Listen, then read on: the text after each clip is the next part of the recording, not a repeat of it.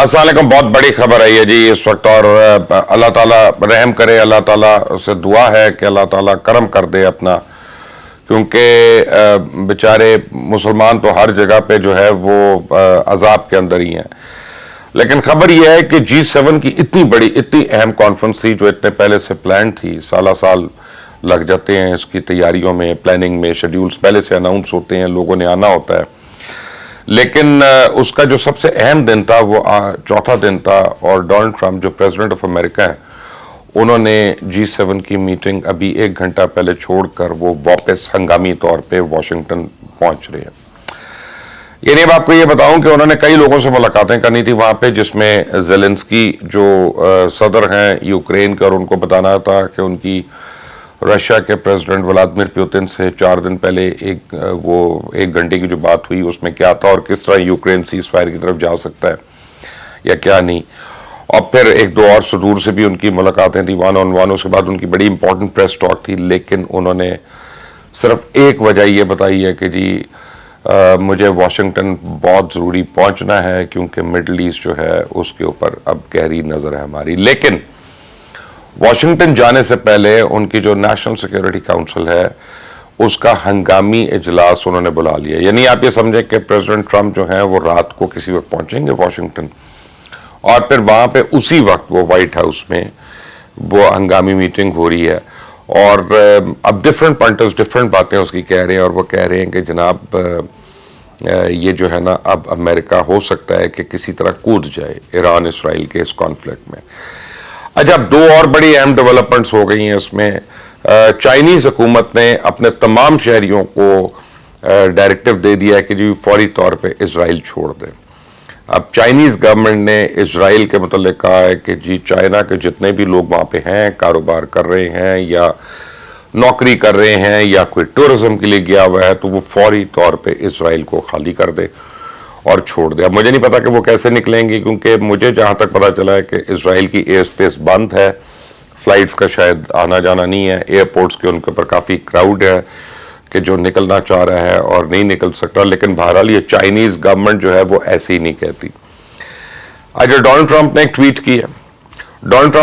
کی ہے, جس کو آپ لوگوں نے دیکھ لیا ہوگا, آپ لوگوں کے پاس اس کی اطلاع پہنچ گئی ہوگی. انہوں نے کہا تہران کو خالی کر دیں, یعنی تہران میں جتنے بھی لوگ ہیں وہ فوری طور پہ تہران چھوڑ دیں. اب آپ سمجھے ذرا یہ ٹویٹ جو ہے یہ ذرا خوفناک ٹویٹ ہے.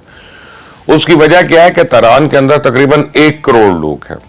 اب 1 کروڑ لوگوں میں پتہ نہیں بزرگ کتنے ہیں, چھوٹے بچے کتنے ہیں, نوزائیدہ بچے کتنے ہیں, دودھ پیتے بچے کتنے ہیں, ہسپتال میں لوگ کتنے ہیں, ویل چیئر پہ کتنے ہیں, اسپیشل نیڈز کے لوگ جو ہیں وہ کتنے ہیں. تو یہ ہمیشہ آبادی کا کم از کم 10-15% حصہ تو ہوتے ہیں, یہ لوگ بہت زیادہ ہی ہوتے ہیں.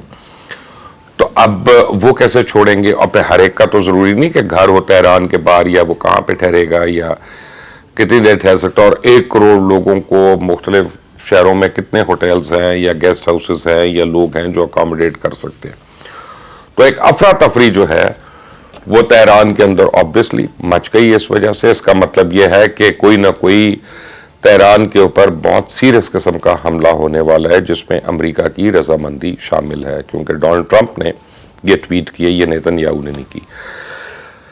لیکن چائنا نے دوسری طرف جو اسرائیل کو خالی کرنے کا حکم دیا ہے اپنے چائنیز باشندوں کو اور شہریوں کو, اس کا مطلب ہے کہ چائنا ایکسپیکٹ کر رہا ہے کہ ایران کی جو ریٹیلیشن ہے وہ بھی اندھا دھند ہوگی اور وہ بھی تباہ کن ہوگی, اور اسرائیل کے اندر پھر کچھ بھی ہو سکتا ہے کہ اگر وہ شہری علاقوں میں کریں گے, تو ایران نے تو پہلے کہا ہوا ہے کہ ہم بھی شہری علاقوں پہ حملہ کریں گے.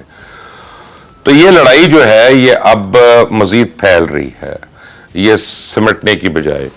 اور اس میں اب لگتا یہ ہے کہ ایران کو ہر طرف سے کارنر کیا جا رہا ہے, اور مختلف یعنی ممالک جو ہیں ان کو بلا کر ان کو بتا دیا گیا ہے کہ آپ نے ذرا اس معاملے سے دور رہنا ہے, آپ نے ذرا اس سے ہٹنا ہے. لیکن ہندوستان جو ہے وہ پوری طرح اسرائیل کی گود میں اور اسرائیل کے ساتھ پلاننگ کر رہا ہے.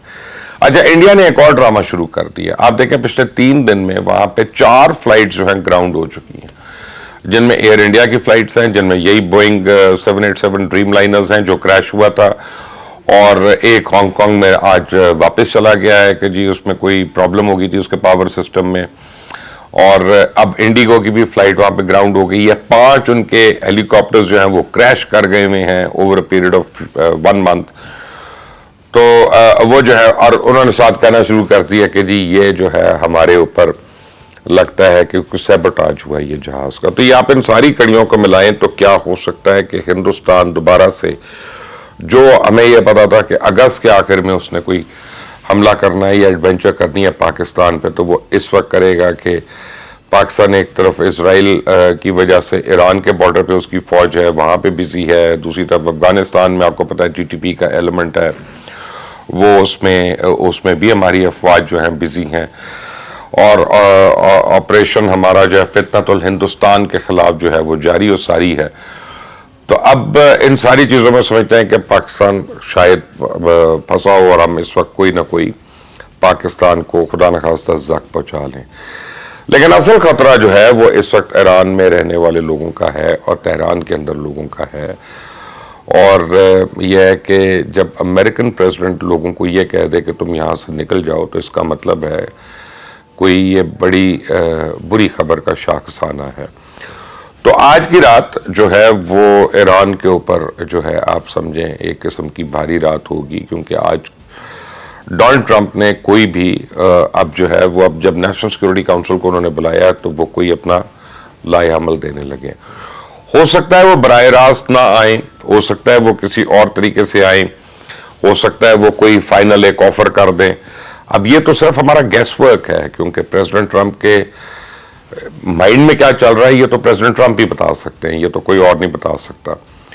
لیکن میں آپ کو صرف یہ بتا سکتا ہوں کہ جن لوگوں کا یہ خیال تھا, جن کو یہ امید تھی کہ یہ لڑائی شاید اب تھم گئی ہے آج اور اب اس پہ کہیں نہ کہیں جو ہے وہ گڈ سینس ول پریویل, تو مجھے اب اس میں کوئی آسانی نظر نہیں آ رہی ہے. یہ لڑائی مزید پھیلنے جا رہی ہے.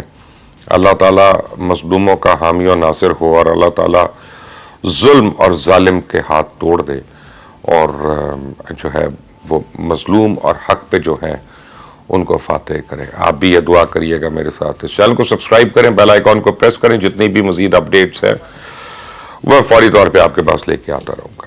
اللہ حافظ.